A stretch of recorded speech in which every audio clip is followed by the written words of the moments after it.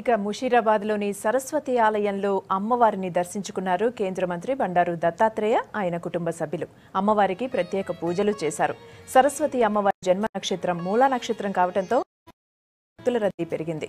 చిన్నారులతో parents అక్షరాభ్యాసం చేయిస్తున్నారు.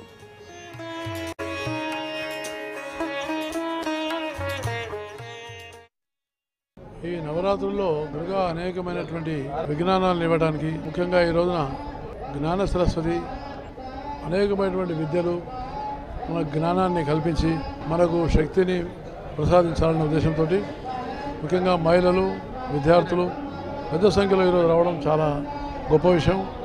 అందుకనే మనం మన సాంప్రదాయాన్ని, మన యొక్క ఉన్నటువంటి ఒక సంస్కృతిని పరిరక్షించుకోవడం ఈ పండుగల యొక్క సందేశం. ఈ దసరా ఉత్సవాలు, ఈ యొక్క నవరాత్రులు ఉన్నాయో ఇవి ఒక పవిత్రమైన భావంతో, ఉపవాస దీక్షలతోటి తమ యొక్క నైతిక విలువలను కాపాడుకోవడానికి, ఇంకా అనేకమైన అభివృద్ధికి నాంది తీస్తుందనే ఉద్దేశంతో ఈ పండుగలు రావడం జరిగింది. చాలా